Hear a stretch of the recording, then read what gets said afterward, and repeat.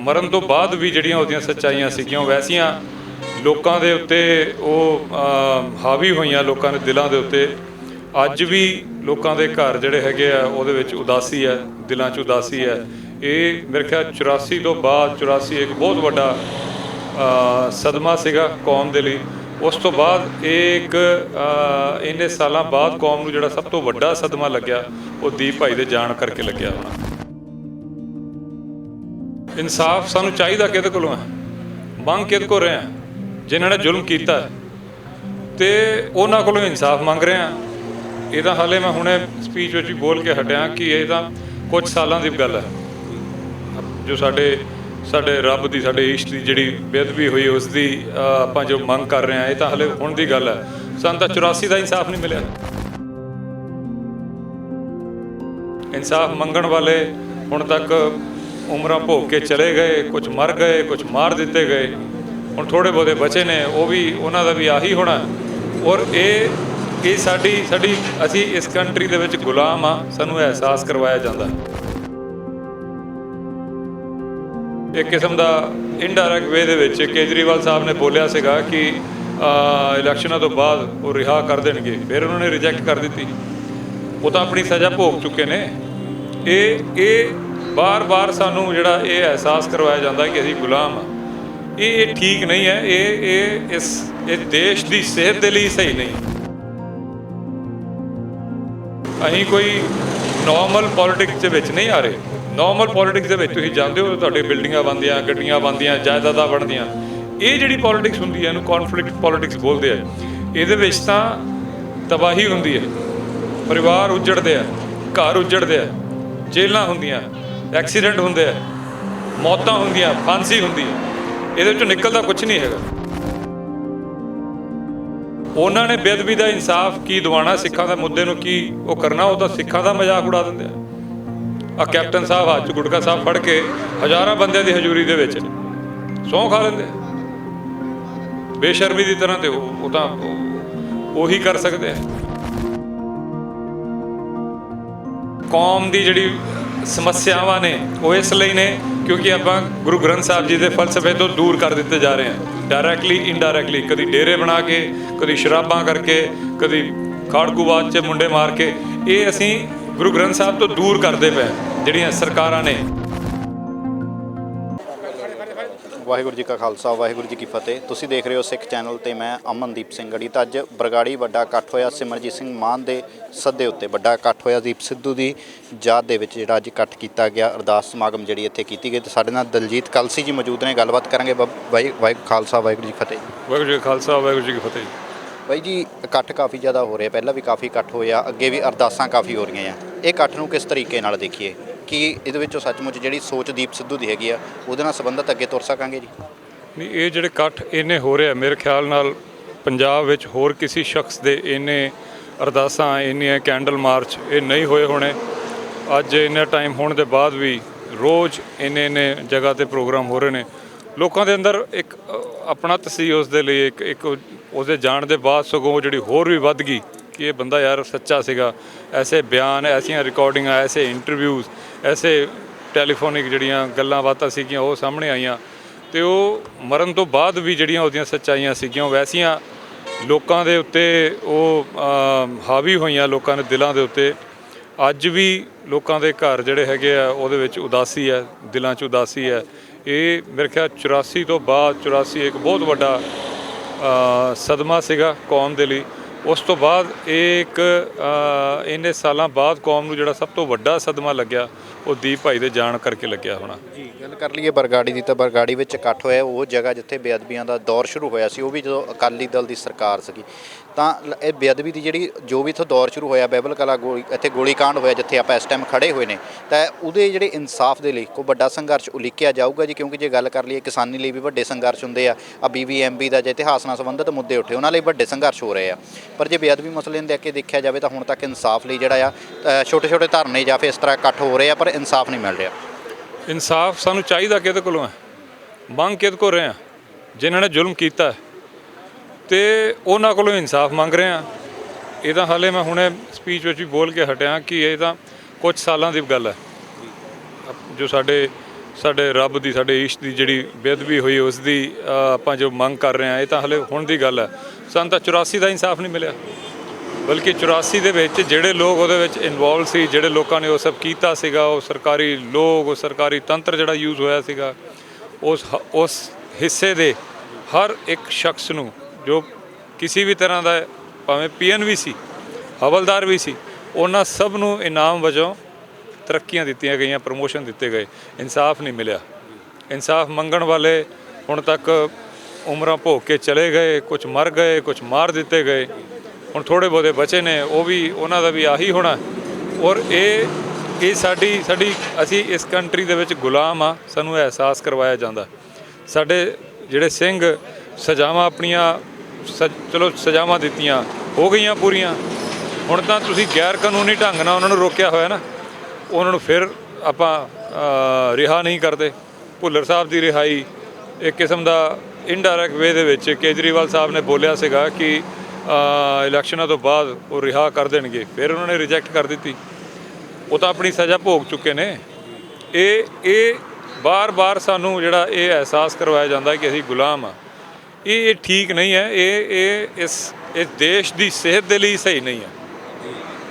ਬਾਈ ਅਮਰਤਪਾਲ ਸਿੰਘ ਨੂੰ ਇਸ ਟਾਈਮ ਵਾਰਸ ਪੰਜਾਬ ਜਥੇਬੰਦੀ ਦੇ ਅਹੁਦੇਦਾਰ ਜਿਹੜਾ ਮੇਨ ਪ੍ਰਧਾਨ ਜਿਹੜੇ ਥਾਪਿਆ ਗਿਆ ਆ, ਤਾਂ ਕਿਵੇਂ ਦੇਖਦੇ ਹੋ ਜੀ? ਕਿਉਂਕਿ ਜੇ ਦੇਖਿਆ ਜਾਵੇ ਤਾਂ ਜ਼ਿਆਦਾ ਸਰਗਰਮ ਅਸੀਂ ਬਾਈ ਉਹਨਾਂ ਨੂੰ ਕਦੇ ਦੇਖਿਆ ਨਹੀਂ ਹੈਗਾ ਜੀ। ਹਾਂ, ਬਹੁਤ ਸਾਰੇ ਲੋਕ ਐਸੇ ਹੁੰਦੇ ਆ, ਮੋਰਚੇ ਜਿਹੜੇ ਨੇ ਉਹ ਛੋਟੇ ਹੁੰਦੇ ਨੇ, ਸਾਰੇ ਕੰਚੇ ਇੱਕ ਜੇਬ 'ਚ ਨਹੀਂ ਪਾਈਦੇ ਹੁੰਦੇ। ਬੱਚੇ ਜਿਹੜੇ ਹੁੰਦੇ ਉਹਨਾਂ ਨੂੰ ਇੰਨੀ ਸਮਝ ਹੁੰਦੀ ਹੈ ਕਿ ਸਾਰੇ ਕੰਚੇ ਇੱਕ ਜੇਬ 'ਚ ਪਾ ਲਾਂਗੇ, ਮੋਰੀ ਹੋ ਗਈ ਤੇ ਸਾਰੇ ਨਿਕਲ ਜਾਣਗੇ। ਤੇ ਜਿਹੜੇ ਮੋਰਚੇ ਹੁੰਦੇ ਬੜੇ, ਉਹਨਾਂ ਦੇ ਅਲੱਗ-ਅਲੱਗ ਰੂਪ ਹੁੰਦੇ, ਅਲੱਗ-ਅਲੱਗ ਤਰ੍ਹਾਂ ਦੇ ਹੁੰਦੇ, ਤੇ ਉਹ ਉੱਦਾਂ ਹੀ ਲੜੇ ਜਾਂਦੇ ਆ। ਬਹੁਤ ਸਾਲਾਂ ਤੋਂ ਇਹ ਚੱਲਦਾ ਪਿਆ ਇੱਕ ਜਿਹੜੀ ਲੜਾਈ ਹੈ, ਆਪਣੇ ਹੱਕਾਂ ਦੀ ਲੜਾਈ ਹੈ, ਇਨਸਾਫ ਦੀ ਲੜਾਈ ਹੈ। ਤੇ ਅੰਮ੍ਰਿਤਪਾਲ ਹਰੀ ਉਹ ਸੀਗੇ, ਜਿੱਦਾਂ ਜਦੋਂ ਅਸੀਂ ਇੰਡੀਆ ਦੇ ਵਿੱਚ ਜਦੋਂ ਅਸੀਂ ਇੱਕ ਕਿਸਮ ਦੇ ਯਤੀਮ ਹੋ ਗਏ ਸੀ, ਤੇ ਇੰਡੀਆ 'ਚ ਜਿਹੜੀ 16 ਮੈਂਬਰੀ ਜਥੇਬੰਦੀ ਚੱਲਦੀ ਸੀਗੀ ਜਿਸ ਸਿਸਟਮ ਦੇ ਨਾਲ, ਉਹਦੇ ਵਿੱਚੋਂ ਅਗਰ ਮੈਂ ਕਹਿ ਰਿਹਾ ਹੁੰਦਾ ਯਾਰ ਮੈਂ ਸਭ ਤੋਂ ਪੁਰਾਣਾ, ਮੈਂ ਭਾਜੀ ਨੂੰ ਸਭ ਤੋਂ ਪੁਰਾਣਾ ਜਾਣਦਾ, ਮੈਂ ਤਾਂ ਉਹਨਾਂ ਦੇ ਬਿਜ਼ਨਸ ਦੇ ਵਿੱਚ ਵੀ ਪਾਰਟਨਰ ਹਾਂ, ਮੈਂ ਉਹਨਾਂ ਦੀ ਫਿਲਮ ਇੰਡਸਟਰੀ ਵਿੱਚ ਵੀ ਹੈਗਾ, ਮੈਂ ਇਸ ਸਮੇਂ ਵੀ ਸੀ, ਮੈਂ ਉਸ ਸਮੇਂ ਵੀ ਸੀ, ਇਸ ਕਰਕੇ ਮੈਂ ਹੋਣਾ ਚਾਹੀਦਾ, ਜਾਂ ਹੋਰ ਮੈਂਬਰ ਇਸ ਗੱਲ 'ਤੇ ਲੜ ਪਏ ਹੁੰਦੇ, ਫਿਰ ਇਹ ਬੜੀ ਸ਼ਰਮ ਵਾਲੀ ਗੱਲ ਹੁੰਦੀ। ਲੇਕਿਨ ਸਾਨੂੰ ਇਹ ਸਮਝ ਆਇਆ, ਮੈਂ ਹੋਵਾਂ ਗੁਰਮੀਤ ਬੁੱਕਨਵਾਲ ਭਾਜੀ ਹੋਣ, ਮੈਂ ਤਾਂ ਵੈਸੇ ਨਹੀਂ ਹੋ ਸਕਦਾ ਸੀਗਾ ਕਿਉਂਕਿ ਆਪਾਂ ਪੂਰਨ ਸਿੱਖ ਨਹੀਂ ਹੈਗੇ, ਤੇ ਗੁਰਮੀਤ ਬੁੱਕਨਵਾਲ ਭਾਜੀ ਨੂੰ ਆਪਾਂ ਅੱਗੇ ਕੀਤਾ ਸੀਗਾ, ਲੇਕਿਨ ਉਹਨਾਂ ਨੇ ਵੀ ਇਸ ਤੋਂ ਇਨਕਾਰ ਕੀਤਾ। ਉਹ ਕਹਿੰਦੇ ਨਹੀਂ, ਜਥੇਬੰਦੀ 'ਚ ਬੈਠਦੇ ਹਾਂ ਕਿ ਹੋਰ ਵੀ ਆਪਾਂ ਇਹਦੇ ਉੱਤੇ ਚਰਚਾ ਕਰਦੇ ਹਾਂ। ਜਦੋਂ ਜਥੇਬੰਦੀ ਦੇ ਵਿੱਚ ਆਪਾਂ 2-4 ਨਾਮ ਪਹਿਲਾਂ ਹੋਰ ਆਏ, ਲੇਕਿਨ ਉਹਨਾਂ ਉੱਤੇ ਸਹਿਮਤੀ ਨਹੀਂ ਬਣੀ। ਫਿਰ ਅਸੀਂ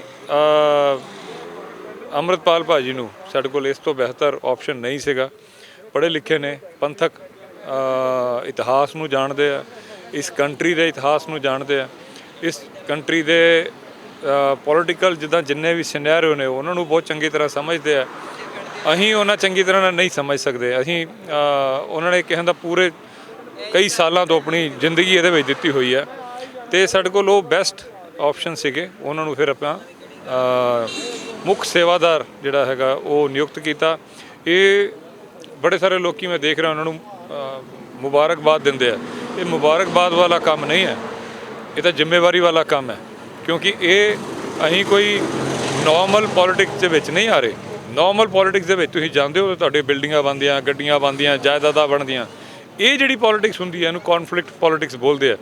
ਇਹਦੇ ਵਿੱਚ ਤਾਂ ਤਬਾਹੀ ਹੁੰਦੀ ਹੈ, ਪਰਿਵਾਰ ਉੱਜੜਦੇ ਆ, ਘਰ ਉੱਜੜਦੇ ਆ, ਜੇਲ੍ਹਾਂ ਹੁੰਦੀਆਂ, ਐਕਸੀਡੈਂਟ ਹੁੰਦੇ ਆ, ਮੌਤਾਂ ਹੁੰਦੀਆਂ, ਫਾਂਸੀ ਹੁੰਦੀ ਹੈ।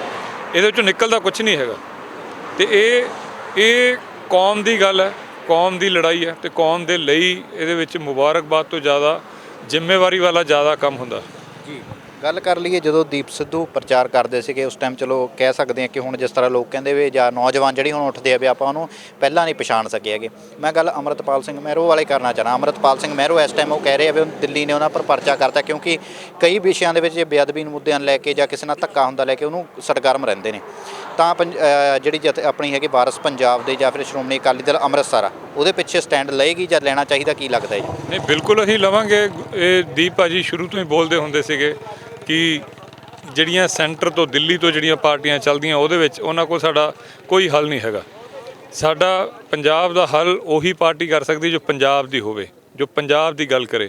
ਪੰਜਾਬ ਦੀ 60% ਪਾਪੂਲੇਸ਼ਨ ਜਿਹੜੀ ਉਹ ਸਿੱਖ ਹੈ, ਲੇਕਿਨ ਕੋਈ ਵੀ ਪਾਰਟੀ ਕੋਈ ਸਿੱਖਾਂ ਦੀ ਗੱਲ ਕਰਦੀ ਹੋਏ ਮੈਨੂੰ ਦਿਖਾ ਦਿਓ।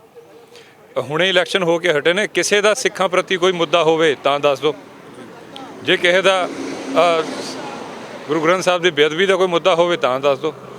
ਉਹਨਾਂ ਨੇ ਬੇਅਦਬੀ ਦਾ ਇਨਸਾਫ ਕੀ ਦਿਵਾਉਣਾ, ਸਿੱਖਾਂ ਦੇ ਮੁੱਦੇ ਨੂੰ ਕੀ ਉਹ ਕਰਨਾ, ਉਹ ਤਾਂ ਸਿੱਖਾਂ ਦਾ ਮਜ਼ਾਕ ਉਡਾ ਦਿੰਦੇ ਆ। ਕੈਪਟਨ ਸਾਹਿਬ ਹੱਥ 'ਚ ਗੁਟਕਾ ਸਾਹਿਬ ਫੜ ਕੇ ਹਜ਼ਾਰਾਂ ਬੰਦਿਆਂ ਦੀ ਹਜ਼ੂਰੀ ਦੇ ਵਿੱਚ ਸਹੁੰ ਖਾ ਲੈਂਦੇ ਬੇਸ਼ਰਮੀ ਦੀ ਤਰ੍ਹਾਂ, ਤੇ ਉਹ ਤਾਂ ਉਹੀ ਕਰ ਸਕਦੇ ਆ ਜੀ। ਵੈਸੇ ਭਾਜੀ ਮਾਫ ਕਰਿਓ, ਮੈਂ ਦੁਬਾਰਾ ਫਿਰ ਇੱਕ ਵਾਰੀ ਸਵਾਲ ਇਹ ਕਰਨਾ ਚਾਹੁੰਦਾ ਕਿ ਅੰਮ੍ਰਿਤਪਾਲ ਸਿੰਘ ਮਹਿਰੂ ਨੂੰ ਲੈ ਕੇ ਹੁਣ ਸਟੈਂਡ ਲਿਆ ਜਾਵੇਗਾ, ਕਿਉਂਕਿ ਜੇ ਗੱਲ ਕਰ ਲਈਏ ਤਾਂ ਪਰਚੇ ਆ, ਕੱਲ੍ਹ ਨੂੰ ਮੰਨ ਲਓ ਉਹਨੂੰ ਜਵਾਬਾ ਲੱਗ ਜਾਂਦਾ ਜਾਂ ਉਹਨੂੰ ਪੁਲਿਸ ਚੱਕ ਲੈਂਦੀ ਜਾਂ ਕੋਈ ਇੱਦਾਂ ਦੀ ਗੱਲਬਾਤ ਹੋ ਜਾਂਦੀ ਆ, ਫਿਰ ਉਹਦੇ ਪਿੱਛੇ ਇਕੱਠ ਹੋਊਗਾ ਜੀ, ਉਹ ਬੰਦਾ ਤਾਂ ਵਧੀਆ ਸੀਗਾ ਜਿੱਦਾਂ ਹੁਣ ਦੀਪ ਸਿੱਧੂ ਪਿੱਛੇ ਹੋ ਰਿਹਾ ਜੀ। ਨਹੀਂ, ਕੋਈ ਵੀ ਅੰਮ੍ਰਿਤਪਾਲ ਭਾਜੀ ਜਿਹੜੇ ਨੇ ਸ਼੍ਰੋਮਣੀ ਅਕਾਲੀ ਦਲ ਅੰਮ੍ਰਿਤਸਰ ਤੋਂ ਹੀ ਭਾਜੀ ਨੇ। ਅਸੀਂ ਹੁਣੇ ਮਾਨ ਸਾਹਿਬ ਦੀ ਸਪੋਰਟ ਕਰ ਰਹੇ ਸੀਗੇ, ਉਹਨਾਂ ਦੇ ਲਈ ਵੋਟਾਂ ਮੰਗ ਰਹੇ ਸੀ, ਅੱਜ ਵੀ ਉਹਨਾਂ ਦੇ ਮਾਰਚ 'ਤੇ ਆਏ ਹੋਏ ਸੀਗੇ। ਅਤੇ ਇਹ ਤਾਂ ਸਾਨੂੰ ਹੀ ਦੀਪ ਭਾਜੀ ਨੇ ਇੱਕ ਕਿਸਮ ਦੀ ਡਿਊਟੀ ਲਾਈ ਸੀਗੀ, ਕਿਉਂਕਿ ਇਹ ਪੰਜਾਬ ਦੀ ਪਾਰਟੀ ਹੈ, ਇਹ ਇਕੱਲੀ ਪਾਰਟੀ ਹੈ ਜੋ ਸਿੱਖਾਂ ਦੇ ਮੁੱਦੇ ਨੂੰ ਲੈ ਕੇ ਚੱਲੀ ਹੋਈ ਹੈ, ਅਤੇ ਇਹ ਪੰਜਾਬ ਦੀ ਖੇਤਰੀ ਪਾਰਟੀ ਹੈ, ਇਸ ਦੇ ਹੱਥ ਵਿੱਚ ਪਾਵਰ ਹੋਣੀ ਚਾਹੀਦੀ ਹੈ। ਹਾਲਾਂਕਿ ਇਹ ਵੀ ਮੰਨਦੇ ਆ ਕਿ ਇਲੈਕਟ੍ਰੋਨਿਕ ਜਿਹੜੇ ਹੁੰਦੇ ਆ, ਇੱਦਾਂ ਇਲੈਕਸ਼ਨ ਜਿਹੜੇ ਹੁੰਦੇ ਆ, ਇਹਦੇ ਵਿੱਚੋਂ ਦੀ ਕੋਈ ਜ਼ਿਆਦਾ ਬਹੁਤ ਵੱਡਾ ਫਾਇਦਾ ਨਹੀਂ ਹੁੰਦਾ, ਲੇਕਿਨ ਪਾਵਰ ਜਿੱਥੇ ਵੀ ਹੋਵੇ, ਜਿਸ ਤਰ੍ਹਾਂ ਦੀ ਵੀ ਹੋਵੇ, ਉਹ ਸਾਡੇ ਕੋਲ ਹੋਣੀ ਚਾਹੀਦੀ ਹੈ। ਕਿਸੇ ਹੋਰ ਦੇ ਕੋਲ ਹੋਵੇ ਉਸ ਤੋਂ ਚੰਗਾ ਸਾਡੇ ਕੋਲ ਹੋਵੇ, ਫਿਰ ਉਹ ਅੰਮ੍ਰਿਤਪਾਲ ਭਾਜੀ ਹੋਣ ਜਾਂ ਕੋਈ ਵੀ ਹੋਵੇ ਜੋ ਪੰਜਾਬ ਦੀ ਗੱਲ ਕਰੇਗਾ, ਜੋ ਪੰਜਾਬ ਦੇ ਹੱਕਾਂ ਦੀ ਗੱਲ ਕਰੇਗਾ, ਜੋ ਸਿੱਖਾਂ ਦੀ ਗੱਲ ਕਰੇਗਾ, ਆਪਾਂ ਉਹਦੇ ਨਾਲ ਹੋਵਾਂਗੇ। ਵੀਰ ਹੁਣ ਨੌਜਵਾਨਾਂ ਨੂੰ ਕਿਸ ਤਰ੍ਹਾਂ ਜੋੜੂਗੇ ਜੀ? ਵਾਰਸ ਪੰਜਾਬ ਦੇ ਪਹਿਲਾਂ ਬਣੀ ਸੀਗੀ ਅਤੇ ਹੁਣ ਦੀਪ ਸਿੱਧੂ ਦੇ ਜਾਣ ਦੇ ਬਾਅਦ ਕਿਸ ਤਰ੍ਹਾਂ ਸਟਾਰਟਿੰਗ ਕਰੋਗੇ ਜੀ? ਦੇਖੋ ਦੀਪ ਭਾਜੀ, ਮੈਂ ਅਗਰ ਸਿੱਖ ਨੌਜਵਾਨਾਂ ਦੀ ਗੱਲ ਕਰਾਂ ਤੇ ਕੌਮ ਦੀ ਜਿਹੜੀ ਸਮੱਸਿਆਵਾਂ ਨੇ ਉਹ ਇਸ ਲਈ ਨੇ ਕਿਉਂਕਿ ਆਪਾਂ ਗੁਰੂ ਗ੍ਰੰਥ ਸਾਹਿਬ ਜੀ ਦੇ ਫਲਸਫੇ ਤੋਂ ਦੂਰ ਕਰ ਦਿੱਤੇ ਜਾ ਰਹੇ ਹਾਂ, ਡਾਇਰੈਕਟਲੀ ਇਨਡਾਇਰੈਕਟਲੀ, ਕਦੀ ਡੇਰੇ ਬਣਾ ਕੇ, ਕਦੀ ਸ਼ਰਾਬਾਂ ਕਰਕੇ, ਕਦੀ ਖਾੜਕੂਵਾਦ 'ਚ ਮੁੰਡੇ ਮਾਰ ਕੇ, ਇਹ ਅਸੀਂ ਗੁਰੂ ਗ੍ਰੰਥ ਸਾਹਿਬ ਤੋਂ ਦੂਰ ਕਰਦੇ ਪਏ ਜਿਹੜੀਆਂ ਸਰਕਾਰਾਂ ਨੇ। ਅਤੇ ਅਸੀਂ ਜਿੰਨਾ ਗੁਰੂ ਗ੍ਰੰਥ ਸਾਹਿਬ ਦੇ ਨੇੜੇ ਜਾਵਾਂਗੇ, ਜੋ ਗੁਰੂ ਨਾਨਕ ਦੇ ਫਲਸਫੇ 'ਤੇ ਜਾਵਾਂਗੇ, ਉਹਦੇ ਵਿੱਚ ਹੀ ਸਾਰੀ ਸਮੱਸਿਆਵਾਂ ਦੇ ਜਿਹੜੇ ਹੱਲ ਹੈ। ਸਾਡਾ ਫਲਸਫਾ ਕੀ ਹੈ? ਸਭ ਨੂੰ ਇਕੱਠਾ ਦੇਖਦਾ। ਇੱਕ ਜਿਹੜੀ ਲੰਗਰ ਦੀ ਪ੍ਰਥਾ ਕੀ ਹੈ ਬਾਬੇ ਨਾਨਕ ਜਿਹੜੀ ਸ਼ੁਰੂ ਕੀਤੀ, ਉਹ ਉਦੋਂ ਸ਼ੁਰੂ ਕੀਤੀ ਜਦੋਂ ਛੂਆ ਛੂਤ ਹੁੰਦੀ ਸੀ, ਜਿਹੜੀ ਜਾਤ ਪਾਤ ਹੁੰਦੀ ਸੀ, ਸਿਖਰਾਂ 'ਤੇ ਸੀ। ਉਸ ਸਮੇਂ ਦਾ ਚੱਲਿਆ ਹੋਇਆ ਸਾਡੇ ਵਿੱਚ, ਸਾਡੇ ਪੰਜਾਬ ਦੇ ਲੋਕਾਂ ਦੇ ਵਿੱਚ ਇਹ ਅਜੇ ਵੀ ਜਿਹੜੀ ਹੈ, ਇਹਨੂੰ ਮਾੜੀ ਮੋਟੀ ਤਾਂ ਕਹਿ ਸਕਦੇ ਹਾਂ, ਲੇਕਿਨ ਇਹ ਵੀ ਫਖਰ ਦੀ ਗੱਲ ਹੈ ਕਿ ਹਿੰਦੁਸਤਾਨ 'ਚ ਸਭ ਤੋਂ ਘੱਟ ਹੈ। ਬਾਹਰਲੀ ਸਟੇਟਾਂ ਦੇ ਵਿੱਚ ਮੁੰਡਾ ਘੋੜੀ 'ਤੇ ਨਹੀਂ ਬਹਿ ਸਕਦਾ, ਇਹ ਪੰਜਾਬ 'ਚ ਨਹੀਂ ਹੁੰਦਾ।